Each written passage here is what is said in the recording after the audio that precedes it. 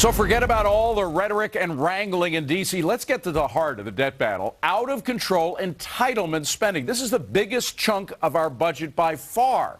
Republican leaders say if we don't deal with it, we'll never stop raising our debt limit. But some liberal Democrats drawing a line in the sand saying don't touch entitlements ever.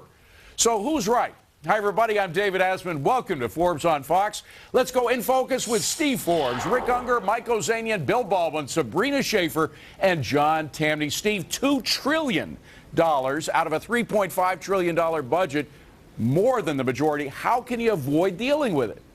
Eventually, you're going to have to deal with it. It's not going to be done now simply because there's not a mandate to do it. But you set the stage for it, such as having accounts for younger people in Social Security, change the delivery of health care, do it in a positive way. But you set the groundwork. You're not going to be able to make any headway with this Congress.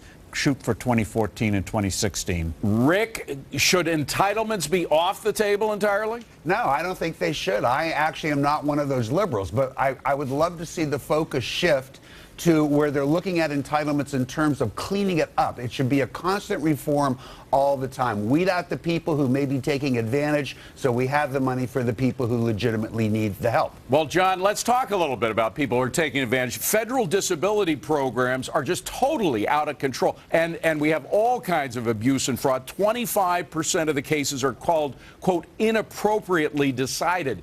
Isn't that a place to start? Yeah, that would be a place to start. I just don't want the Republicans to do it in their typical root canal way where they talk about deficits and how the country is going to come crashing down. Talk about it as an opportunity. Say, here's a way to pay down Social Security, as in give people a way to opt out of it to have their own personal accounts. And here's also a way to grow the economy, to pay off these onerous promises. The problem is Republicans always get fixated on deficits, and voters don't believe them. Sabrina, we have all these promises that we've made. $60 trillion, by the way, of unfunded promises that we made. We have to deal with entitlements at some point. That's at the heart of the debt crisis. We absolutely do. We spend 60% of federal spending on these programs, Social Security, Medicare, Medicaid. But the problem is that we do, as John suggests, need to do it in a way that's strategic, because the American people want to see that these programs survive. They want to do it in a way that does not destroy our economy or crush them with taxation. The fact is, we did research that found that this is a great way to increase popular support for spending restraint in general by talking about how to rein in entitlement spending. Well, and Mike, let's be specific. When you ask the folks in the polls whether or not debt limit should be tied in to cutting back on spending, 62% say that only after major cuts are taken care of should the debt limit be raised. I think the biggest problem is that there's very little difference right now between Democrats and Republicans. The Republicans want to slow down the rate of growth of government spending and entitlement spending, and the Democrats want to increase the rate of growth. When you have, as you mentioned, David, over $60 trillion of unfunded liabilities, most of it tied to entitlements, you need drastic reform, and the only way we'll avoid becoming Greece or even like Detroit, for instance, is if we do what Steve says and empower individuals, give them the tax-free money to take care of their own health care and their own savings. Otherwise, it will never be fixed. Well, Bill, we're never going to get a perfect, this is politics. We're not going to get any kind of perfect solution here, but shouldn't we at least put entitlements on the table? Well, I think this country could veer off its long, slow march to Greek-style bankruptcy if it had the political will. But I'll illustrate what the problem is by describing my campaign for Congress. Now, I'm running on a two-part platform. Part one is I am going to double Medicare taxes. Part two is I am going to cut Medicare benefits in half. Then we'll be solvent. Now, David, how many votes do you think I'm going to get? 0. Oh, not from Steve. He doesn't like taxes, and not from the liberals. They don't want anything touched. Steve, this is actually the point. Bill kind of has a roundabout way of getting there, but the point is that a lot of liberals are saying that taxes should go up before entitlements should be cut. Are they going to get anywhere with that? No, they got their last tax increase in January. That's it for several years. And the way you get around these obligations, in addition to allowing people to run their own accounts on Social Security, David, and reforming health care in a positive way, and that is to grow the economy. When you have assets growing, liabilities become less fearsome. That's what we did in the 1980s. Enormously increased the wealth of the nation, and we pulled out of what looked like a hopeless slump. Rick, did I see you shaking your head no to raising taxes? I don't think you'll see it, but I'm actually far more Good sign. fine. I'm more curious about why Bill Baldwin would want to trade his great seat of influence on this show to be absolutely useless by going to Congress. What is he thinking? Well, the point is, Mike Ozanian, the fact is that you have to deal with what is politically acceptable. In this environment, with all the politics going back and forth, you're not going to get a perfect solution, right? I don't think you will, but I think that the American people are polling to be much more conservative than actually the majority of Republicans are. The Republicans right now in Washington are not conservative by any means. They're big government Republicans. But at the core, in the grassroots... Well, by the way, there are a lot of Republicans. They're conservative Republicans. I'm talking about moderate Republicans. John Boehner is not a conservative, and the majority in power are... Mitch McConnell is not a conservative by any stretch of the imagination. When I say conservative, I'm talking about empowering people to have their own way with how they want to control their own lives and spend their own money. That's the only way we'll ever get this debt under control. Sabrina, you are here in New York today, by the way. We're glad to see you here, but you are from Washington. What do you think of this? Absolutely. I think that one of the best things about reforming entitlements is it takes the conversation back to a sort of common sense conversation rather than saying what's good spending or bad spending. We know that Americans want entitlements. The question is how best to manage that, and this will change the conversation to something that's much more reasonable. But John Tamny, do we really need something more fundamental, something to really shake the nature of this big government that we're in the throes of right now?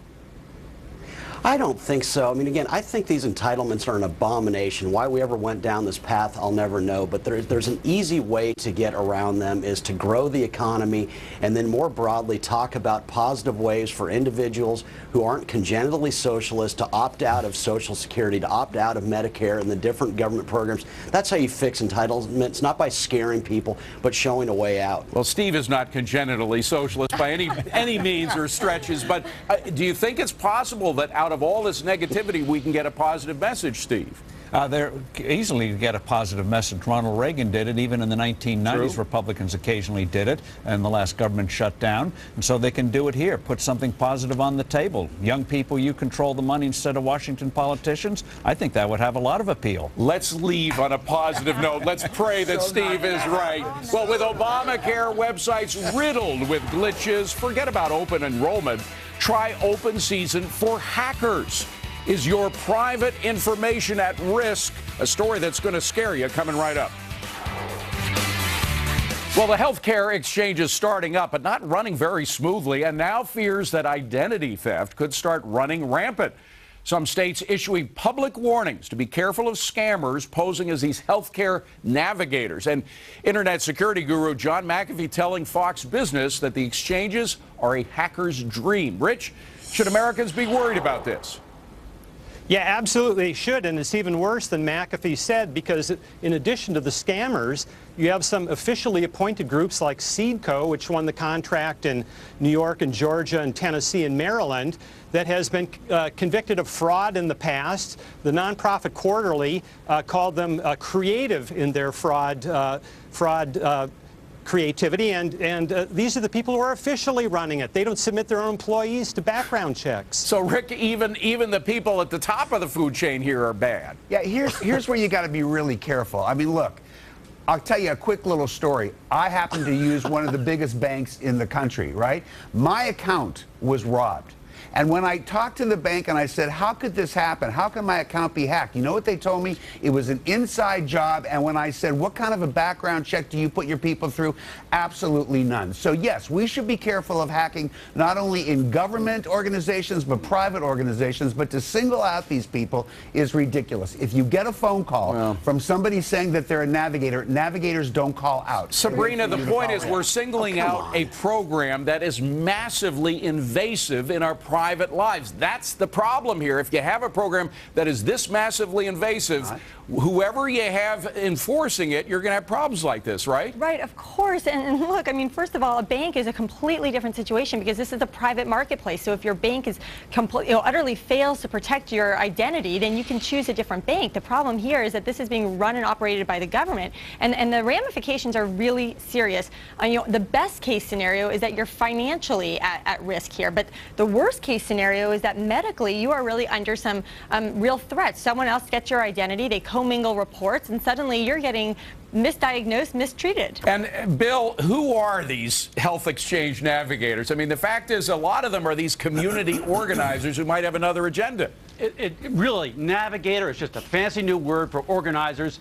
You know, there are some people out there who think that organizers, that's somebody who helps you extract benefits from the government, that if we just flood the country with organizers, we'll all be more prosperous because we'll all have more benefits. Well, I have some doubts about that, and I think in the long run, a couple of $1 billion from stolen credit cards is the least of our problems. How about $1 trillion vanishing in foolish programs? And that's Steve, it's more than just money wasted. It's also the fact that people are getting into our very private lives dealing with healthcare issues. Yeah, the blocking of doing criminal background checks is just amazing that they wouldn't even go through something basic like that.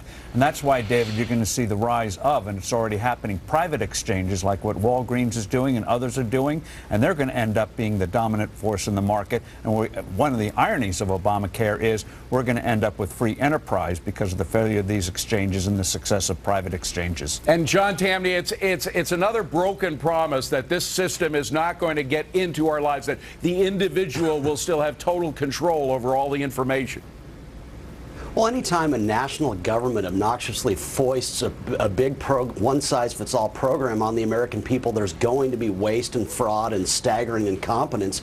And the answer to this is not reform, it's to get back to reality, that health care at its best day should never be something administered on a federal level. It should be cities and states, and that way we as individual voters choose our bliss, how much or how little health care we want from government. Most of us would probably choose very little because we value it.